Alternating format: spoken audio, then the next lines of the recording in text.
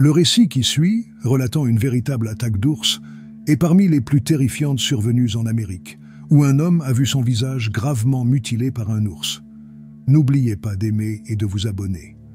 Voici l'effrayante attaque d'ours sur Chase à Delaware. Bienvenue sur Féroce Film. Avec son riche passé agricole, la ville de Château dans le Montana évoque de magnifiques panoramas d'une campagne verdoyante peuplée d'une faune variée. Elle abrite certaines des espèces les plus élégantes de la faune, notamment les martres, les loups, les blaireaux, les écureuils, les élans, les cerfs et les ours, aussi bien les ours noirs que les grizzlies. Cela fait de Château un territoire de chasse exceptionnel. Il n'est donc pas étonnant que le 3 octobre 2015, Chase Delwo, âgé de 26 ans, et son frère Shane, âgé de 30 ans, aient décidé de se diriger vers l'ouest, à Bainum, pour chasser l'élan à l'arc. Ayant grandi sur un ranch familial à Blackleaf, les deux frères étaient des chasseurs de gros gibier chevronnés, privilégiant l'arc comme arme de choix. C'était un frais samedi matin et il était 8 heures. En octobre, Château était sous un ciel couvert, avec des températures descendant jusqu'à 7 degrés. Un vent glacial soufflait, charriant de la neige. Chaque souffle créait un nuage dense dans l'air, réduisant leur visibilité à seulement 5 mètres environ. Mais la simple pensée d'un steak d'élan chaud et juteux, que les frères savoureraient jusqu'à l'os, était une motivation suffisante pour braver ce climat rigoureux. Leur vision réduite rendait la chasse discrète particulièrement ardue. Les deux frères élaborèrent donc un stratagème. Ils s'équipèrent et décidèrent de se séparer.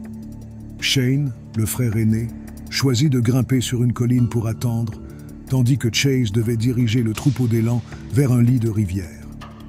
Depuis sa position en hauteur, Shane avait une vue dégagée sur le lit de la rivière, lui permettant de choisir et d'abattre l'un des élans. Il pensait avoir conçu un plan infaillible.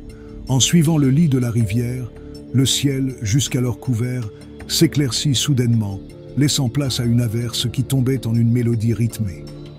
Les premières gouttes caressèrent ses épaules, avant que la pluie ne s'intensifie, tombant drue et incessante. Entre la neige, l'humidité ambiante et maintenant cette pluie, les conditions météorologiques devenaient de plus en plus défavorables. À chaque pas, Chase se demandait si la chasse porterait ses fruits malgré ces obstacles. Soudain, un puissant brame suivi d'un gloussement distinctif interrompit ses réflexions. Ce son lui était familier, entendu lors de nombreuses de ses précédentes expéditions. C'était un mâle élan. Le bruit laissait supposer que l'animal était proche. Malgré tous ses efforts, il lui était impossible de discerner, à travers le brouillard dense, d'où venait cet appel. Le sol du lit de rivière était recouvert d'une herbe épaisse et moelleuse qui s'estompait lentement sous les intempéries. Sous les flocons tombant au nord et à l'est de sa position, le panorama spectaculaire des crêtes et des montagnes rocheuses partiellement enneigées s'étalait devant lui. Et quelque part sur l'une de ces crêtes, son frère attendait patiemment le moment propice pour agir. Armé de son arc, Chase mobilisait tous ses sens pour traquer l'élan. Rien au monde ne pouvait le détourner de sa mission, pas même le murmure monotone de l'eau des ruisseaux avoisinants, sur le point de geler dans le froid mordant. Cependant, avant qu'il puisse poursuivre, une sensation troublante d'être épié le cloua sur place. Immobile, il huma l'air ambiant. L'atmosphère avait changé. Une odeur qu'il n'avait pas sentie depuis longtemps le perturbait profondément. Si seulement il avait pu voir clairement, même juste un instant, ses yeux auraient identifié la source de cette angoisse.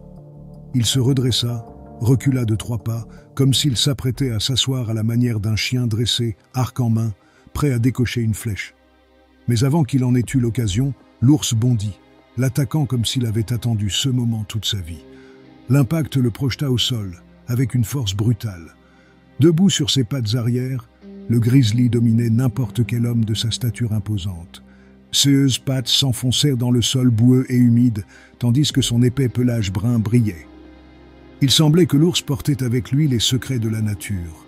L'ours a alors ouvert son énorme gueule, a grogné et a planté ses crocs de 3 pouces dans l'œil gauche et le crâne de Chase, ce qui l'a complètement surpris.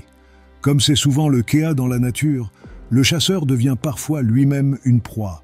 Ayant grandi dans un ranch familial, les rencontres avec les ours ne lui étaient pas étrangères, puisqu'il avait déjà été attaqué par certains d'entre eux. Pas seulement une ou deux fois, mais plusieurs fois. Malgré cette vaste expérience, il n'a pas pu éviter cette confrontation directe avec un grizzly.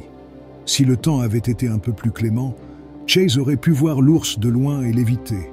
L'ours arrêta son attaque. Chase était là, immobile et silencieux, en sang et gravement blessé. Il se sentait impuissant. Il savait que la mort était proche, mais le pire était encore à venir. La bête tenace le plaqua au sol de ses pattes griffues et poussa un nouveau rugissement tonitruant, comme pour proclamer sa supériorité. Puis elle recula d'un pas, une occasion dont Chase profita pour s'asseoir. Mais cela s'avéra être une erreur, car l'ours se jeta à nouveau sur lui. Cette fois, il lui mordit la jambe, le secoua sauvagement et le projeta en l'air. Il s'écrasa violemment sur le sol, mais l'ours n'avait pas fini et visait directement sa tête. L'image de sa magnifique femme Becca, qui l'attendait à la maison, et celle de son frère, debout sur la crête, défilèrent devant les yeux de Chase. Et il savait que son destin était scellé dans ce ruisseau boueux, mêlant doux limon et neige. Dans cette brève introspection, un souvenir lui vint en aide. Il se souvint d'un article que sa grand-mère lui avait montré, expliquant que les animaux, en particulier les ours, avaient un réflexe nauséeux très sensible au niveau du palais. Avec un courage inébranlable, il mobilisa les dernières forces qui lui restaient et enfonça, aussi fort qu'il le put, son bras droit dans la gueule de l'ours. Déconcerté et hoquetant de malaise, l'ours disparut dans le manteau de neige. Chase savait que cela ne prendrait pas longtemps avant que l'ours ne revienne pour finir ce qu'il avait commencé, ou pire encore, qu'il saignerait à mort. Il devait bouger. Ceux vêtements de chasse camouflés étaient en lambeaux et il était couvert de sang et de boue. De ses mains, il essuya le sang qui coulait sur son visage. Il opta pour la fuite, trébuchant à travers le terrain accidenté du lit du ruisseau en direction de la crête où il avait vu son frère. Shane, en le voyant, crut d'abord que les renforts étaient enfin là. Il se positionna avec son arc et sa flèche, prêt à réaliser le tir de sa vie. Mais après un second regard plus attentif sur son cadet, Shane réalisa la gravité de la situation dans laquelle se trouvait son frère. Il s'est précipité immédiatement vers lui et a prodigué les premiers soins. Il a stoppé l'hémorragie, mais il était préoccupé par le risque d'une hémorragie interne, sachant qu'il devait emmener Chase à l'hôpital au plus vite. Sans tarder, il souleva Chase pour le mettre dans la voiture, mit le contact et écrasa la pédale d'accélérateur. Le moteur rugit et les pneus crissèrent sur l'asphalte, laissant derrière eux un voile de fumée.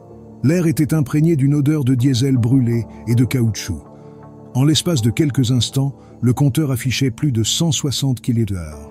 Le trajet de 20 minutes lui parut interminable, car Chase semblait devenir plus faible à chaque respiration.